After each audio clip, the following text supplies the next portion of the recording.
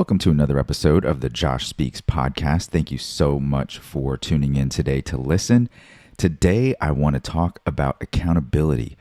I won't say the name because this gentleman seems a little litigious. That's Sue Happy, but everybody saw it, and it's been all over social media the last 24 hours or so, where there was a big CEO that was at a Coldplay concert, and the kiss cam moved over to them, and they both kind of ducked and ran for cover.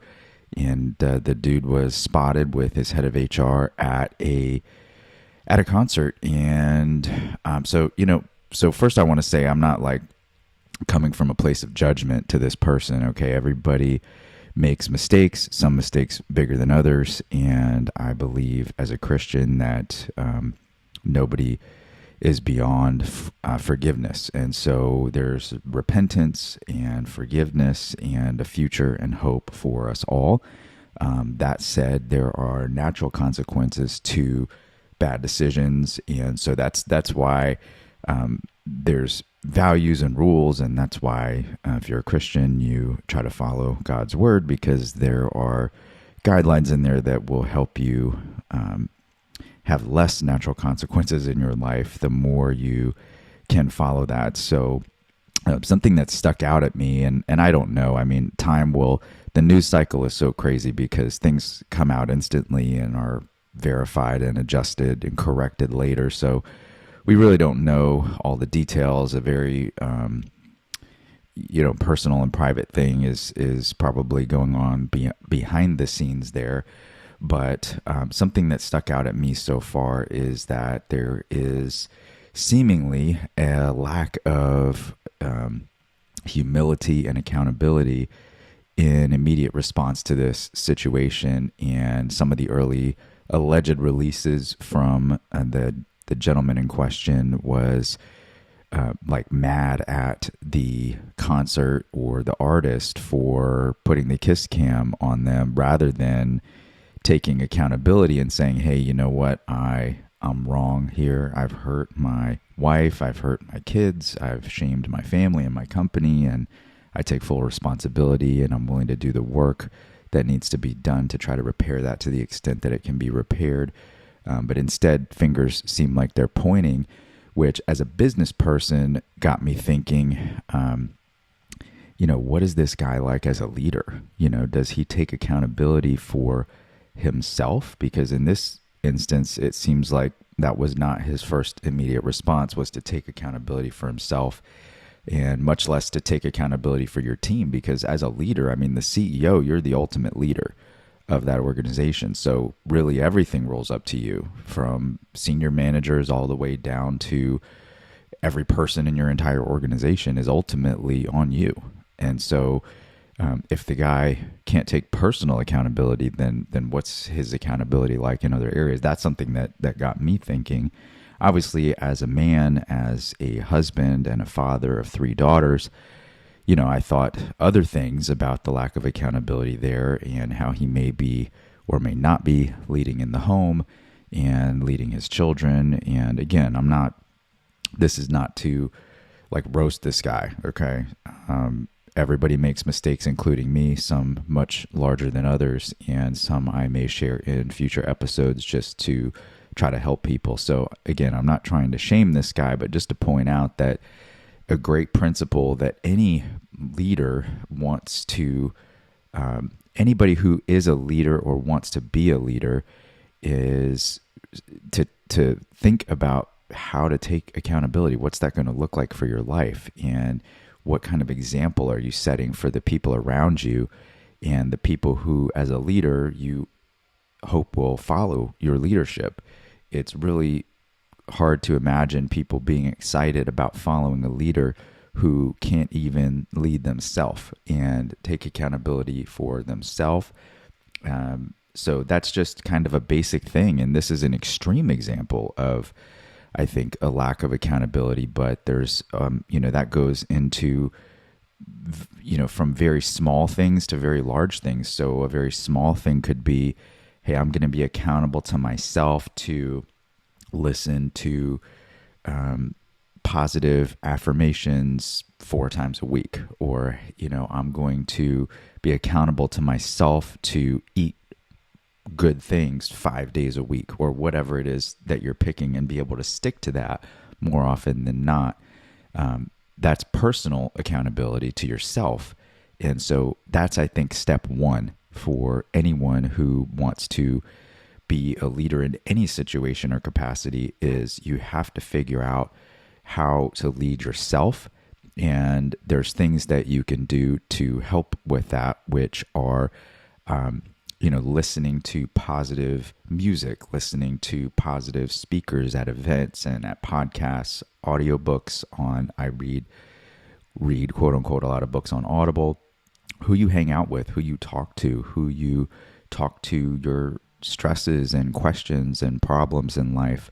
Are they people who are going to lead you to be accountable, or are they going to be people that are going to lead you to blaming other people? So when you blame other people or situations, you are giving away your power, and you're becoming a victim or staying a victim. Now, some things are not your fault, quote unquote, but they are your responsibility. I'll give you a simple visual example of that. So if you're at the beach and you get an alert on your weather app, and it says there's a thunderstorm coming, lightning is close, that lightning is not your fault, right? Like, that storm happened out of your control. You didn't contribute to it. However, it is you can't change that. That's happening. That's coming.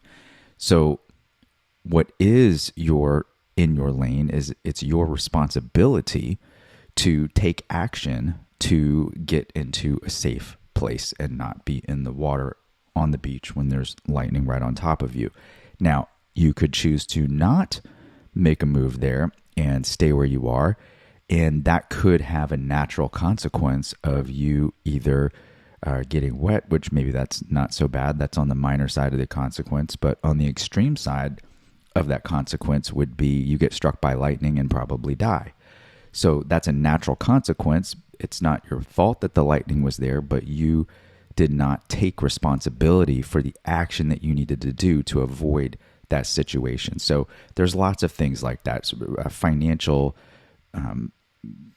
economic cycles happen, and you don't contribute to them, most of us, unless you're like, a Fed chairperson or a politician who has control over financial policy, which, that's another podcast for another day. But most of the time, we folks listening to this podcast, we, including me, we have no impact over economic cycles. And so something could come up where your company has to cut your pay, or even lay you off, let you go, and you are all of a sudden in a very difficult financial situation through no doing of your own. That's not your fault, but it is your responsibility to figure out what are the next moves that you're going to do. Are you going to take unemployment? Are you going to find another job? Have you already pre-made moves to know what other jobs you may want to take?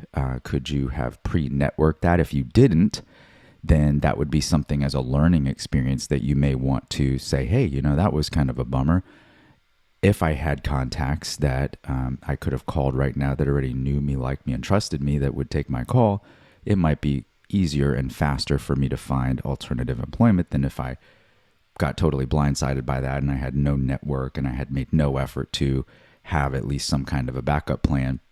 As a recruiter in my mortgage career, as someone who actively recruits salespeople and operations people, when I speak to people and they say, hey, I'm not interested in making a move, I'm happy where I am, one of the things I say genuinely is, it's great that we're talking now, because the best time to talk to someone else is in a business setting, is when you are happy where you are, where you don't have an emergency happening and you need to make a move right this second. Because in my opinion, then you don't have the proper amount of time to investigate that situation, that relationship, to see how that person reacts over time. How responsive are they? What's their attitude like? Time to reflect and pray and seek wise counsel from other people who know you. And so someone who's not unhappy where they are, or not, at least not super unhappy where they are, that's a great time to make other connections, because the worst case scenario is you never need to call them and you never leave your current place. But God forbid something happens with the company, like the company I mentioned at the beginning of this podcast. I would imagine there's going to be some turmoil at that company for a period of time until they figure out what's going on. And so if you worked there, it would be nice to know, like, hey, could I call? Is there someone else that I can call if my job gets impacted?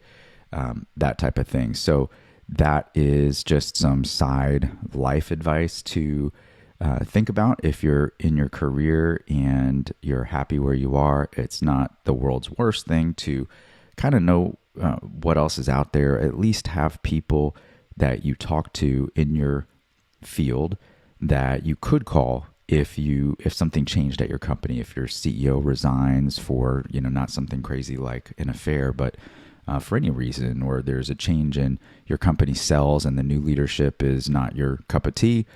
It's good to not have to start at zero during those times. So anyways, that's kind of a little couple life examples of the difference between fault and responsibility. So that is a keystone, I think, to personal accountability, is that, so for example, as the husband and father and leader in my home, it's my responsibility to provide financially for the family. So it's also then my responsibility. So I have accountability to things like making sure that we have food, making sure that we have a place to live. And so because I'm accountable to those things, I will do things to make sure that those things happen. And there's seasons where that's easier than other times. For example, during the Great Recession, which for me was 2008 to 12, it was, I worked some very, very long hours away from my family. This was before work from home was really a thing. And that's because I had accountability to the outcome of providing for my family. Those were some of the toughest years, but because there was accountability there, I did things that I may not have done that were uncomfortable. It wasn't my ideal thing to do, but I did them because that was what I was accountable to. And so, that's something else that's interesting to think about in a relationship dynamic, is what are the different things that each person is accountable to, and to try to talk through those things. And that's something that, I've been married over 20 years, and that's something that I probably transparently could use, something that I could do more frequently than I do. And is to just kind of talk through those accountabilities so that there's not like a miscommunication or missed expectation of, what the other person is expecting to happen. And so that resentment doesn't build up. I think that applies in business and in personal situations, and as well as accountability.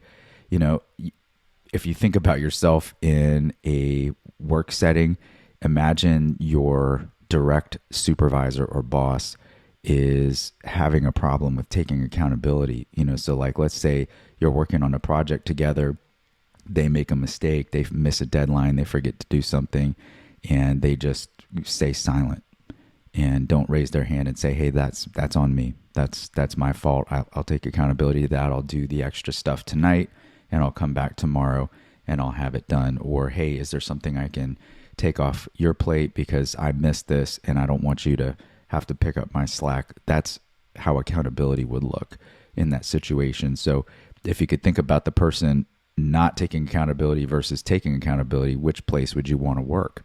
And so as a leader, those are things to think about. Like, am I taking personal accountability for the things that are really in my lane? And am I, even to take that a step further, taking personal accountability for the thing that's for everything, for every teammate in my world? Am I accountable to what they do? And so the cool thing about that is, as you go through time, we had a situation today. I just had a call with a teammate who called to fill me in on something wild that happened in one of our mortgage transactions.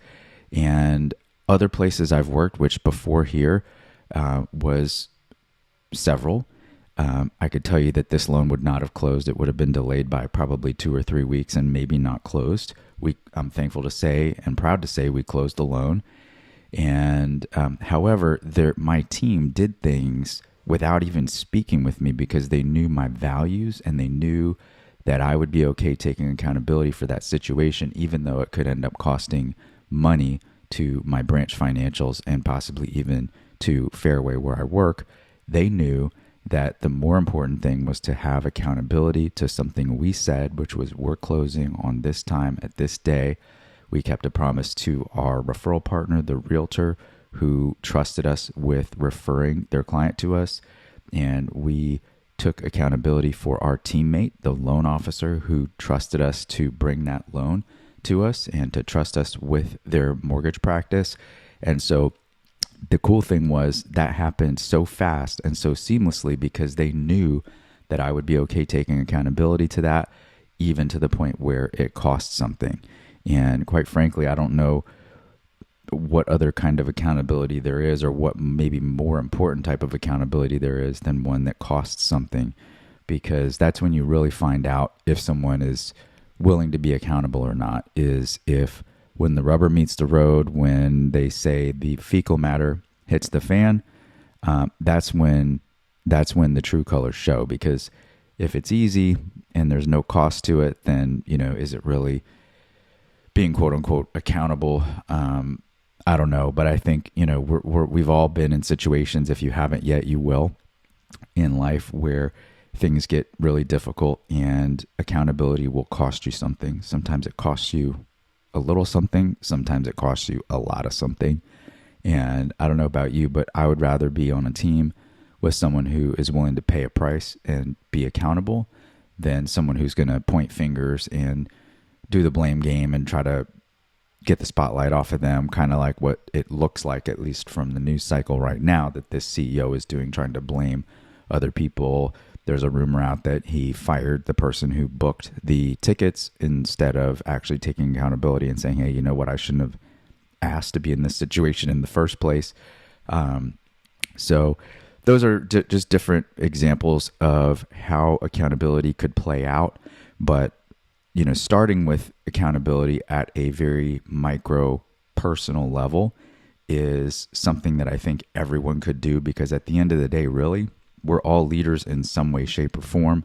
Someone at some point has or will look to you as an example.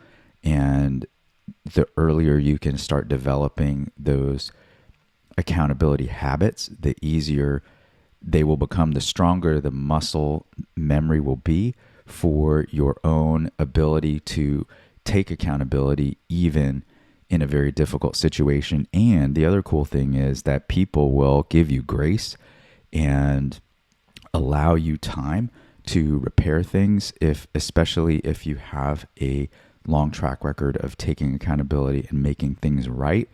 And that makes relationships more pleasant, and it makes people want to stay on your team more if they experience you that way in a work environment. So anybody who ever has any aspirations of getting into a long-term relationship or getting married, or anybody who has an aspiration to supervise anyone or be any kind of manager or entrepreneur, accountability is something that you really can't develop enough, and you can't have too much of. And these days, I feel like more and more, there are less and less people willing to take personal accountability and willing to take accountability for teammates.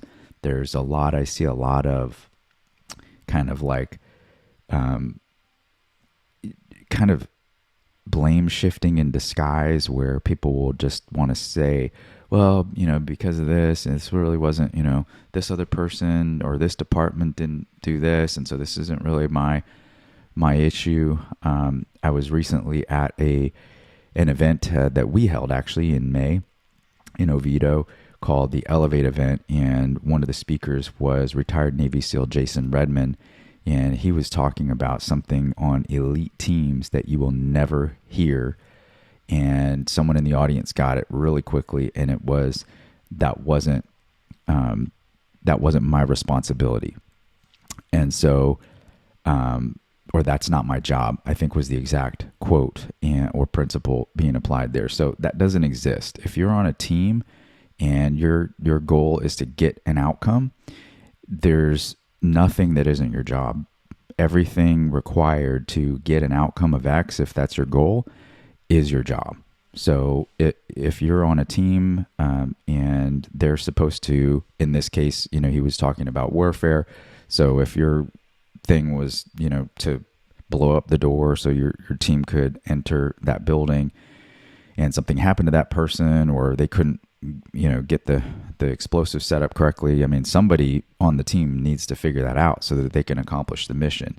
And in life, that is applicable in so many situations. I mean, all of us probably remember a group project in school where somebody said, that's not my job. All of us have probably been on a team situation at work where somebody else said, that's not my job. And we all know how that feels. Probably some of us, if we're real honest and we think about it, we have said, that's not my job or that's not my fault. And so, thinking back and reflecting on those things is a great way to achieve personal growth.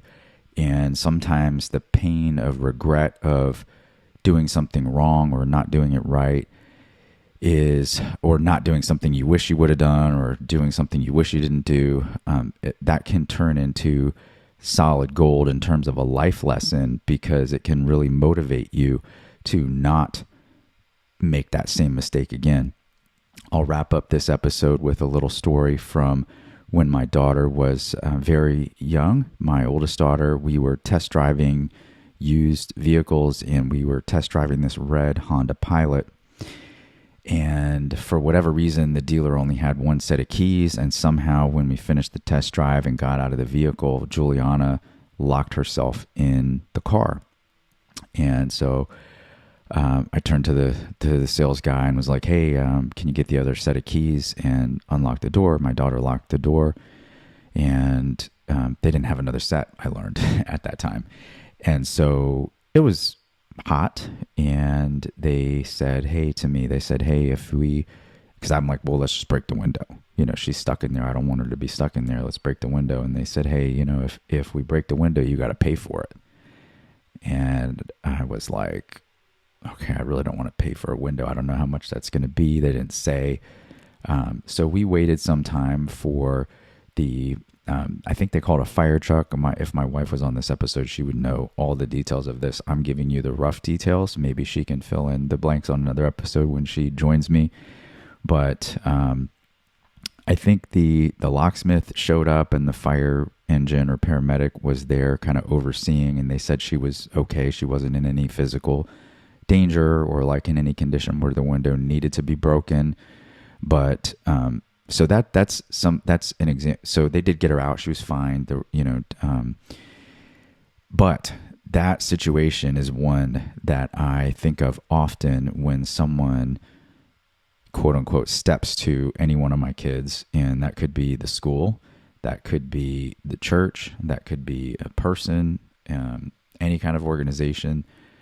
Man, I am in there, and you're going to know about me. Not in like a mean or disrespectful way, but like I'm going to say something. I'm going to make my presence known. I'm not going to leave my kid, quote unquote, in a vehicle with the window. If God forbid I ever had a situation like that again, I'm breaking the window in like 2 seconds, and they can bill me later for the window. So I hope that story helps somebody, and you can use my pain and my regret in that situation or my lesson that I'm sharing, so that you don't have to do the same lesson. That's something that over the years I'm very thankful that I've been able to do, whether it's been an audiobook or a mentor or a coach or a manager, to be able to take other people's lessons and many times pain and be able to learn from those things before I actually have to get that pain. Because there's a saying that says, how do you avoid making bad decisions? And then the answer is, well, you need wisdom. And then they say further, well, to get wisdom, how do you get wisdom? Is you got to make bad decisions. So it's kind of a funny circular argument. So if you can borrow someone else's bad decisions and the wisdom that they got from it so that you don't have to make that same bad decision and earn the wisdom the way they did, you can accelerate your life in a much faster way. And man, today we are in a situation with technology and information sharing where there's so many things that you can borrow, so many lessons that you can learn from other people that you can avoid learning yourself the quote unquote hard way if you can find those people, seek those people out. There's podcasts, there's YouTube, there's Audible, there's old-fashioned books, there's friends, there's mentors, there's coaches, there's seminars, there's so many things that you can do to accelerate whatever your field is, to kind of learn those lessons from other people and not have to learn it the hard way. So to end this today, accountability, personal accountability is number one. Accountability to yourself, to your goals, to your values.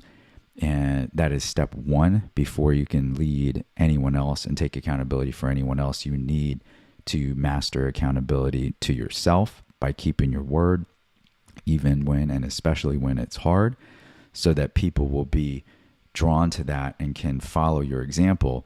And therefore, naturally, you'll become a leader because people will see that accountability quality in you and be drawn to it and want to follow you because you'll be that person for them where they can borrow your life experience and your pain so that they don't have to earn their wisdom with the same pain in the same way that you did. So I hope this helped you today. Thank you again for tuning into the Josh Speaks podcast. I know you have a lot of choices out there, so I appreciate you sticking with me for almost 30 minutes here today on this episode. Until next time, I'll see you then.